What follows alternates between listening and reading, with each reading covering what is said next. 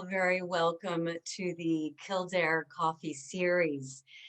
My name is Nancy Ward with the Entrepreneurs Academy, and I'm delighted to be here this morning with Jackie McNabb, your CEO of the Local Enterprise Office Kildare, and Caroline McEnery, who will be talking with you this morning about HR tips. So the focus of the session will be practical HR tips all employers should know to maximize their people and legal compliance. So, Jackie, you're very welcome this morning. Would you like to say hello to everyone? I'm also happy to pull up the Local Enterprise Office website if you'd like me to. Absolutely. Nancy, thanks a million for hosting this morning again for us. It's always great to have the confidence that I can come out and know that the back end still works and everybody is online. So thank you. And indeed, a very special thanks this morning to Caroline McEnery, who's giving of her time to offer expertise and advice on HR and practical issues around people management and what is the most challenging of all times. But today is not only bright and beautiful where I am, it's the 1st of March. It's a day I love because I feel we're finally coming out of winter.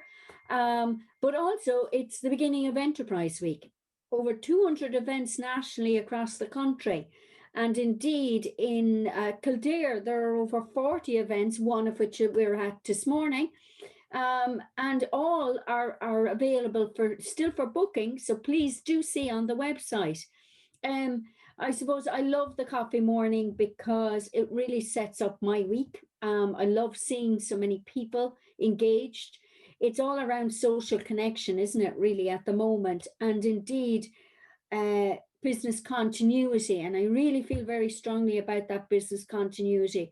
While our doors may be forced closed, we still have a choice to actively be pushing ahead with trying to make inroads on a business plan, and none more important than keeping HR to the forefront of our mind. Obviously, what Caroline would really appreciate throughout is to get your questions up on the chat box, and rather we can tailor the whole coffee event to the participants, Nancy.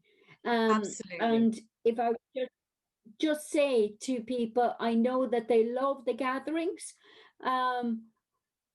There is only, if anybody still wants Jerry Duffy's session at lunchtime tomorrow, it's 1 o'clock till 2, but I know there's only 10, if not 15 spaces remaining on that particular. It's capped at 100, and I think this morning there were 85 people registered. So guys, just don't want you, because you're loyal followers, I don't want you to miss out on that opportunity. So if you still want to get the lunch tomorrow, do. Okay, Nancy, hand over to you. All right. Thank you so much, Jackie. Well, it's my pleasure today to introduce all of you to Caroline McEnery. I have put a note in the chat window there, as Jackie's indicated, to please put any questions as we go through the content today. Put up your questions and we have allocated time to address those. But we'll go ahead and get started with a few questions that I have. Just to introduce Caroline, she is the managing director of the HR suite. And what they do is they provide support to, your people just like you around human resource issues, business advice, employment law, contracts, policies, all those things that are probably not, I don't know about you, but not in your sweet spot. Those are the things that you definitely want to look for an outsource where the expertise is so essential. So many things as an SME we can do ourselves, but then there are some things that you really just need the expert. And I believe that HR is one of them. So just to give you some background, Caroline has a master's in human resource management from the University of Limerick. She's originally from Kerry, but based now in the East Coast. And just to intimidate me ever a little bit, she's the author of a book called The Art of Asking the Right Questions. And here I am, posed to ask her questions. So we'll see how I do anyhow.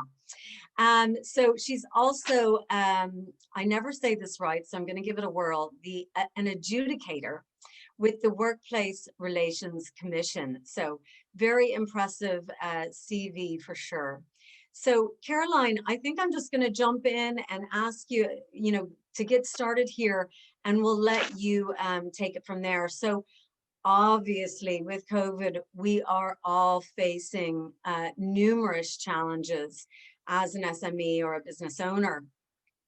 So, I thought I'd start with, the issues of laying off staff versus keeping them on, and looking at the pros and cons of that. Can you speak a little bit to that for us, Caroline? Yeah, good morning, everybody. Delighted to be chatting to you this morning. It's a lovely format and delighted to be here. I suppose, like, it's been a roller coaster of a year. It's hard to believe we're coming up to 12 months. I remember last Paddy's Day, Fault Ireland contacted me, asked me to go into their offices on Paddy's Day to record emergency videos for their clients. And I knew then it was really serious when that was happening. And I remember no traffic on the road and, all that eeriness that was going on. And here, it's hard to believe, as I say, we're nearly here a year later now. So to me, a lot of businesses have had to do things that we've never had to do before. And they include things like changing people's terms and conditions. So some businesses have had to say, look, any chance you're open to working different hours, working different days, potential pay reductions, short time, and short time means reducing people's hours to 3 days or less. Also looking at layoff. So we see in hospitality, for example, they're closed at the moment. So people are on what we call layoff. So their contract of employment is paused. And then the last resort is the redundancy option. So all of this for a lot of employers has been a complete kind of rabbit in the headlights, saying, God, I've never had to do any of this. What are my obligations to my employees, and what are the legal implications of those different things? So I was going to briefly give you a little bit of a background into that, Nancy, for everybody. And then I'm happy, like, I love questions. I think generally, if you have a question, it's relevant to everybody. So we might do a little bit of discussion and then maybe go and take a few questions. So first thing is, in employment law, the most important thing you'll always have with your employees, whether you have one employee or you have 101 or 1,001, is your contract of employment. And your contract of employment is the be all and end all in employment law, because we will always go back to saying, what did it say in the contract of employment?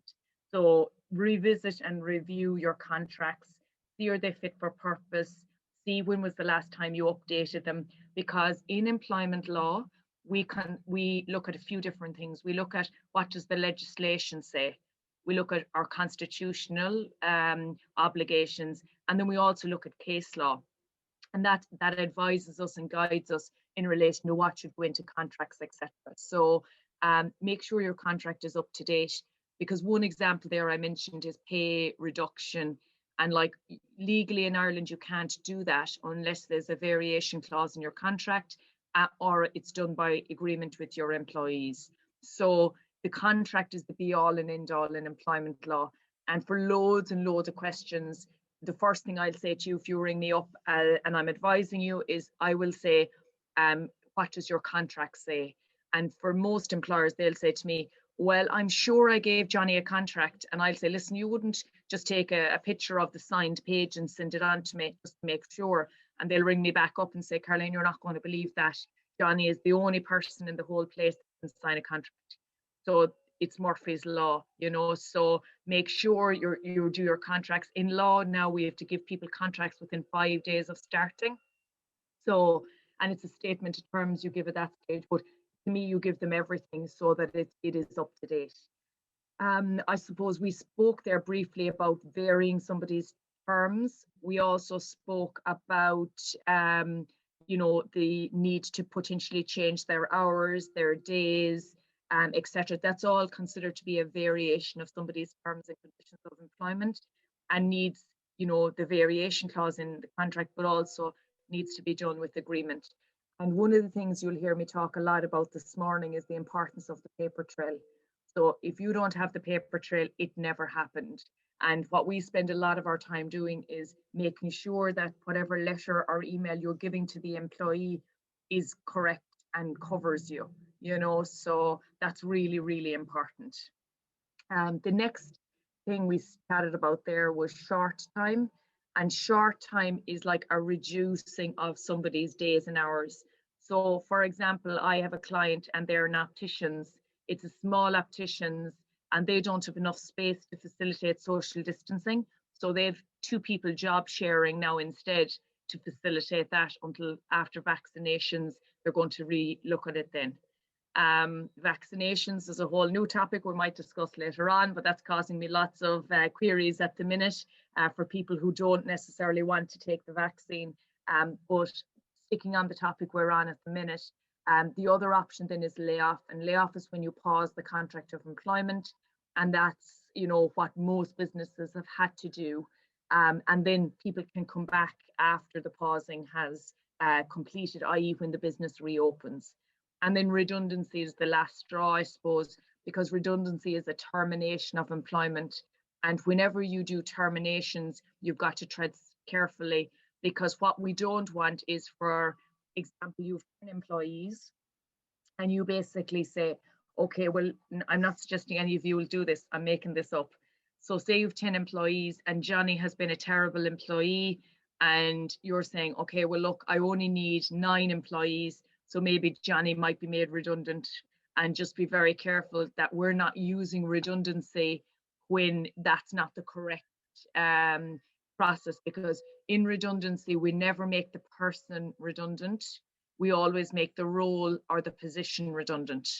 And there's a big difference. And, there's a huge amount of issues for employers at the minute who have been considering redundancy as a mechanism for addressing performance, when it's the opposite that it does. So just tread carefully in relation to that. All right. So that's kind of an overview, Nancy, if that's of help. Yeah, just one item there that popped in my mind when you talked about the layoff and how that's a pause. Does that impact the contract, or is the contract also put on pause, or is there a need to edit or redo the contract when you're ready to bring them back? The only time that layoff impacts the contract is if somebody's on probation. Probation is the be all and end all to us HR professionals. In case you've recruited somebody and they seemed like the best thing since sliced bread at interview, and then you recruit them and they're not as good as you expected them to be. So if, for example, somebody's on layoff and they're on probation, you would just write to them to say, look, obviously your contract is paused while you're on layoff, so is your probation, so it will be extended as a result. So that's the only thing, to make sure there's no ambiguity, because probation is so important, and everybody is so busy normally when the new employee starts. You'd be amazed how fast probation goes. And, like all of a sudden, then you're kind of going, oh my God, it's month 5. I've only given him a 6-month probation, and all of a sudden it catches up with you. So probation is a very important timeline to manage and just to be careful of. That's great advice. Thank you, Caroline. With that, I guess one of the other questions I had for you was around communications, especially with those people maybe laid off, or, reduced hours, or some of that. How best do you advise people to stay in touch with those employees? Or Okay, great question. Like, one of the major things we know is a lot of employees who are, not working because they're on layoff, etc., are, finding this particular lockdown particularly difficult. And look, hopefully the weather now and all the fact that spring and all those other good things will help, as we go through the next number of weeks. But it's to keep people connected to your organization is really important, to make sure that all the effort and input you've done in terms of training these people, that they're not going to now leave and go to another industry, another sector. Like, it's a really big challenge for hospitality and even the gym and leisure business, where a lot of people, are, I suppose, struggling in terms of certainty in their industry. However, the more we communicate, the more we engage with them, the more we're checking in with them, the better. And in situations like this, I would over communicate rather than under communicate. And, like even doing a monthly check in where everybody's invited to a Zoom call and you visually see everybody. So, at minimum, I would be doing that. And even if you've no news, it's still important to communicate, say, look, we've no news. We obviously know the 5th of April is the next D-Day, I suppose, in terms of the next government update.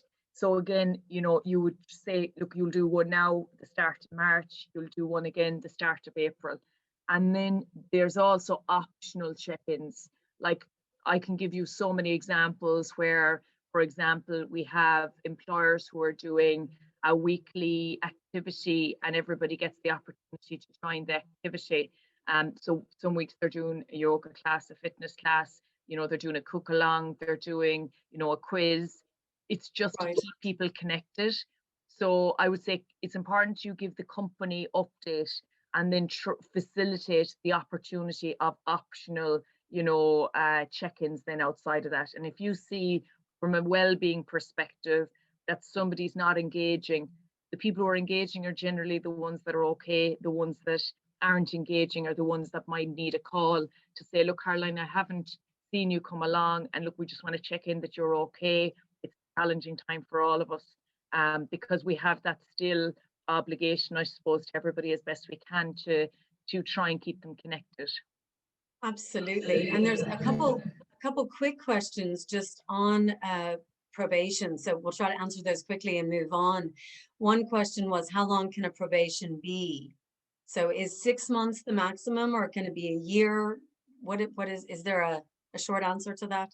Yeah, so the answer is that basically we normally would recommend your probation is 11 months, unless it's for a shorter period of time, the contract duration. Because if you only put in 6 months, 6 months flies and you'd be surprised how fast it goes.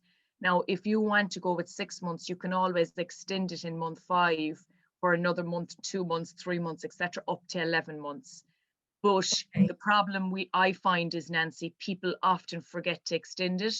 And then all of a sudden the person by default has passed their probation if we don't extend it. And the other point just to note in relation to probation is it's all about the paper trail. So you need to be meeting the person at month 1, month 3, month 5 to let them know. And for me, if somebody isn't amazing by month 5, in terms of attitude and, culture fit, etc., if it's learning the job still, you'll get them there. But if it's fit, it's very unlikely by month 7 or by month 8, that they're going to be amazing. So for me, one of the really important things is that culture fit that early. And then somebody asked about part-time workers, but I would assume that 6-month probation or whatever 11-month would be set out regardless if it's full-time or part-time. Is that right? Or that's right. I would say, for example, if you've somebody who is a summer worker, for example, and their contract is only for 3 months for the summer, let's put it like that, then you might put probation as 2 months, for example. So with part-time employees, if it's part-time in terms of duration, but if it's part-time in terms of hours, it's the exact same. There's no difference. Everything's pro rata. okay. I want to keep us moving because it sounds like we could talk about probation for the entire session. What I wanted to ask you is, I was chatting and thinking about this conversation today. I think, the group Zooms and the group things, and then like you said, where you see somebody maybe not as engaged or whatever, picking up the phone and talking to them. But I do think we tend to, say, so how are you? And they go, oh, sure, I'm fine. And they start rattling on. How do you get to that deeper dive of, how are you really? Like, is there a way of doing that? And I know it's a fine line within the HR space of not digging too deep into a personal scenario, but really getting to the point where you understand if they're well or not. Great question, Nancy. So what I would say is most companies now have an employee assistance program. And again, if you do have an employee assistance program, it would be really important to remind people that it's not just there for an emergency, it's there for anybody to dip in and out of it, because I think people think about employee assistance programs as only an emergency scenario rather than something that's actually there and available just to use at any stage. That's one thing, if you have that highlighted. Second of all, I would highlight the fact that, look, we're doing well-being calls to check in because it's challenging for everybody at the moment. So by you even naming that, it normalizes the fact we're doing these calls to check in because we know it's challenging for everybody. And I think in the call, if you've dedicated time, allocated it, and you're not rushing, which is what generally is the preluder to, you know, actually having those important conversations, and you're saying, listen, I'm just checking in because I know how difficult it is for everybody. How are you genuinely doing, you know, at the moment? Is there anything we can do to support you at the moment? So by asking those follow-on questions is really important. And I would say do those calls with cameras on, and that will help a lot. Absolutely. And someone has asked about, you know, hiring contractor versus employee. And I think, you know, that brings me to sort of the last section I had about reopening. So for anybody who has had to limit employees or have layoffs, you know, when they're getting ready to ramp back up and perhaps they've made a redundancy or two, when they look to bring on new staff, what are the options in contractor versus bringing someone on as an employee? I suppose it's very important that the person is definitely a contractor, not an employee just signing a contractor's agreement. And there's a number of different, there's been a load of case law, Nancy, debating where somebody signed a contract to say I'm a contractor, but then when something happens, generally to do with sick pay, etc., because in HR everything's okay when everything's okay, but then when not, everything goes pear-shaped. And again, it's back to the contract. But the contract, even if they sign a contractor's agreement, that's not enough if in practice they're not really a contractor. So I'll give you an example. So if, for example, you and I work in the same office, I'm an employee and you're a contractor. We do the exact same job. We take the exact same tea breaks. If you're absent today, nobody replaces you, you know, and you don't have your own company, you know, et cetera, then we are in effect both employees, because a lot of it is down to control. So in other words, if you could send in a replacement today to replace, then that shows you're a contractor much more than it's just Nancy. So a lot of people make the mistake in relation to employee contractor, and we need to be very careful that we don't, you know, overstep that mark, and just be careful that like it's fine for a short-term purpose, but it really becomes an issue as time moves on. And really that comes down to a contract and the language in that contract, and then obviously the verbal communications. But you know, at the same time, when you bring in contractors, you want them to feel part of the team, but it's really down to that contract and making sure it's explicit, that there's an understanding of start and end, and, you know, notice required if the contractor is no longer needed and all of that. Would that be? Yeah, but control has a big impact as well, because you can sign away your statutory rights. So if an adjudicator or the revenue was to examine what is it really, there's a landmark case, I'm not going to digress too much because time isn't on our side, but there's a landmark case called the Henry Denny case. So if anybody's interested, if you Google that, you'll get the detail. But this lady was a food taster in supermarkets for Henry Denny, and she basically would only have been used to do those food tastings. She was in a SuperValu one day, Dunn's another, a Tesco another. She signed her contract to say she was a contractor. Everything was grand until she got sick. And when she got sick, she went to social welfare and said, I want to claim my stamps. And they said, but you're not an employee. you can't do that, you're a contractor. And she told them her story. And well, actually, I do think you are actually a contractor, or I do think you're an employee and not a contractor. And she won her case. So, and it went all the way through the entire court. So it's a very important landmark case as a result. Whereas if I told you that story, you might say, well, she's definitely a contractor. She's just coming in to do food tasting. So it's kind of important just to be aware of those kind of ones. Okay, thank you for that. I see there's a question in there about a clock in and clock out, and we'll circle back to that. It's actually my last sort of question before we move to more general Q&A is around productivity.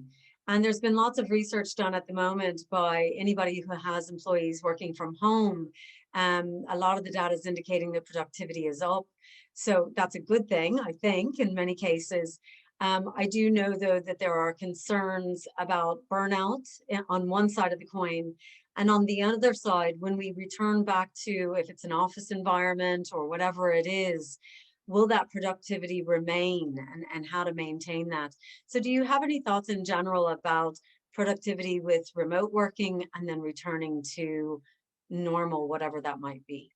Okay, so I would say, first of all, remember that if you do have people remote working, which most organizations do, due to the nature of work, if it can be done remotely, it's been required in level 5. It's really important that you have a COVID-19 remote working policy in place, because it's not normal remote working. It's done in response to a pandemic. So we need to say, look, this is the COVID-19 remote working policy, which means that you're working from home, etc. Because if anybody wants to do this in a more longer term basis, we come out of level 5 or 4, depending on when they say we can go back again, they need to apply to request this. A lot of organizations, for example, Spotify, have said, we're going to keep remote working going because it's a good talent retention tool. It's also good because we've a lot less people in the office for rent, etc. But not every organization is going to make that decision. I would say most will land at a blended approach, where there will be some remote working and some working from home, and some working in the office. And that probably is the best balance for both the employee and the employer. I would also say make sure that you've done a risk assessment, because remember, the same health and safety obligations apply whether the employee is working in the office or working at home. So it doesn't matter, like, you still have to ensure they have a safe place of work, i.e. a right desk, a right chair, all the different elements. And you can do that risk assessment yourself. You don't need to get anybody to do it. You just need maybe a little bit of guidance in relation to how that looks and feels. The other thing I would say is, I think, Nancy, productivity has been good for some employees. I would say for more, it's been really challenging because they don't have the right setup. They're using the side of their bed, in a bedroom. They're sharing a house and they've no quietness and confidentiality, GDPR concerns. And for others, they've been juggling homeschooling, etc. So I would say productivity, it has suited some people and it's definitely not worked for others. And for me, it's really important to differentiate the short-termness of the COVID-19 remote working versus assessing whether it's going to be suitable or not, because we know that the government have introduced a remote working strategy, which is to encourage more employers to allow more remote working for employees. So that's something we're going to hear a lot more of. I think it's interesting. I've been speaking to people about it, and there might be folks here that would reflect on this, but there's benefit of not having the commute in to the office, having to get up earlier, get family sorted. But definitely people are lacking then the shutdown from the day, and literally walking from their desk in the bedroom to the kitchen or to what have you, and not having any head clearing space or time. So any thoughts on that as well? I'll go ahead and package in that same question. Just keeping the team motivated, so it's more that emotional wellness around not having the close down time on the commute home, if it's the DART or if it's the car, but also keeping folks motivated. Yeah, again, there's proposed guidance in relation to the right to disconnect. But for me, I suppose one of the things that has been most popular for us has been time management training, to help people manage their time better. I think time management training I equate to, in January, where personally I always say I'm going to drink more water, and I'm good for the first few days of January, and then I go back to square one. But like, to me, time management and helping people manage their time and their productivity better is a really important investment in all the wage bill that you're paying your employees. So trying to help them manage their time better. And for me, no two ways about it, them switching off when they should switch off, and them really being focused and available during the working hours. And again, that policy is going to be very explicit in saying, look, we expect that you're available for work during working time. And that means we'll still be flexible. So if you need an hour to drop children or do whatever, then you make up that hour in the evening, but it needs to be pre-agreed, because what we say is cyclic management doesn't work, which is me thinking and I thinking and then we all end up in a really messy grey area where I feel breach of trust and you feel this and we feel that. So I would say that's important. And I would say the importance of ensuring that if you are sending emails at 8 o'clock at night because it suits you, that you update your footer on your email to say, I'm sending them at a time that suits me, but I'm not expecting you're going to read them or reply, so that we don't get into the hot water of the KeyPack case that happened last year, where a senior executive said, I'm getting emails at all hours of the night and I'm expected to respond, so I'm not getting my 11-hour rest break between finishing work today and starting work tomorrow. So again, like, somebody recharging means they're going to be better and more productive when they're at work.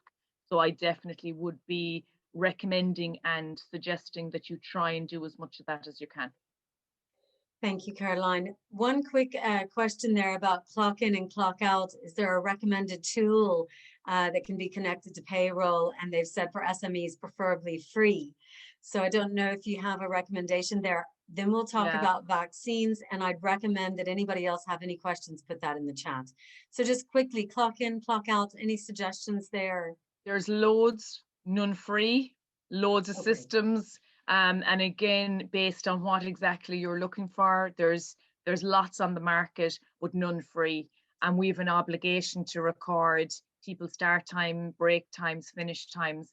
So there is a template form that you can just do that very basically with, and just get it signed off by the employee. That's the only free option. Anything else you'd be paying for.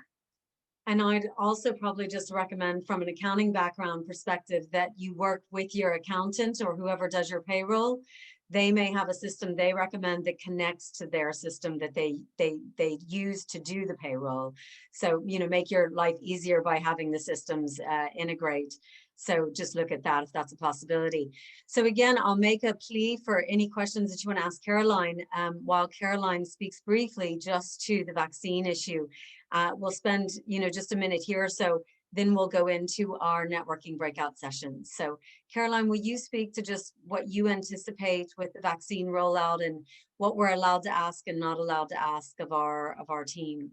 Yeah, so it's definitely something that's come up as a very problematic issue already for clients, where they're in healthcare settings, etc., where employees have said, I'm choosing not to take the vaccine. So there's a variety of reasons. It might be pregnancy related. It might be their religion doesn't allow them to upset their bodily integrity. It might be the fact they have a disability or an underlying health condition and they're not happy to take the vaccine. It's really important that we respect that, because everybody has a constitutional right of bodily integrity and we can't force anybody. And, the government are not going to implement new legislation, which they can do under the Health Act, to enforce it. That's not going to happen in Ireland because our constitutional right is too strong. The next thing I would say is make sure that somebody doesn't feel discriminated or victimized because they've chosen not to take the vaccine, because otherwise you're getting into equality territory where somebody says, look, I was discriminated against because of my religion, because I chose not to take the vaccine. So again, we have to be very careful. And the final point is the Data Protection Commissioner, Helen Dixon, we are expecting is going to give us guidance in relation to recording vaccine data, which it hasn't done yet, but it has been requested to do so. So you will get some information, because ultimately medical data is considered to be additionally, sensitive personal data, and has an additional level of importance in relation to keeping it safe and secure, and only to ask when necessary, etc. So the advice would be, do a risk assessment of your employment and see how important this vaccine is. And for some employments, social distancing, wearing masks, hand washing, will suffice. So it won't necessitate us to consider alternative work, etc. But for some jobs, it may need us to look at, is there alternative work we can give to an employee who's choosing not to take the vaccine? And that would have to be done with their consultation, obviously. And it's, I suppose, important that we tread carefully, because there's going to be a lot more guidance once we get that from the Data Protection Commissioner, hopefully sooner rather than later as the rollout is continuing.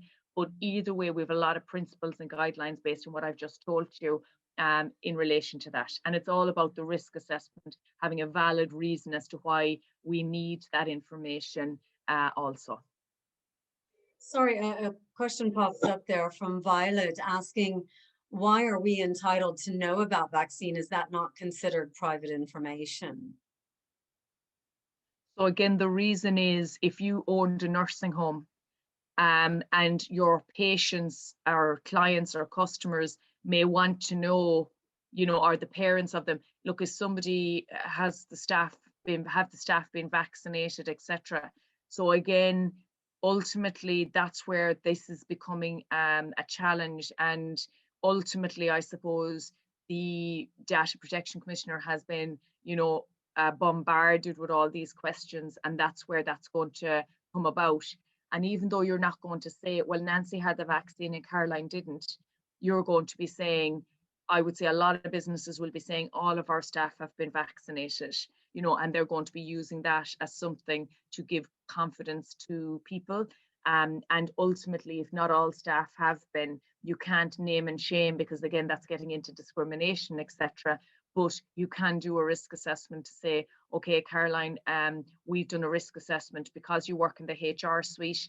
Most of us are working, I'm sitting here in Ballsbridge as I speak to you now. So I'm seeing nobody, etc. So it's not going to be an issue.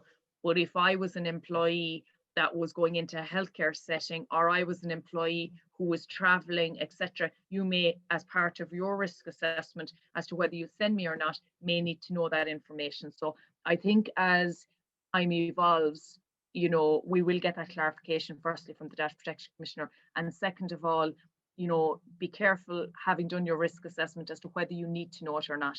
I've just given you the example of the HR suite. I don't need to know if my staff have had the vaccine or not, because it's not going to change anything, so therefore I'm not going to be asking, because it's not relevant to me. Okay, thank you so much for that. There was a question earlier about the Uber case last week, and will that have any implications for contract versus employee staff? So if you could respond to that, and then I think we'll go into breakouts. Perfect. So yeah, the Uber case is along the lines of what I've already said to you, summarizing the fact that just because you have a contract doesn't mean to say that influences the fact of whether you're seen as a contractor or as an employee. The test of control, the test of replacement, the test of, treatment, the test of, all of those additional tests are going to be considered.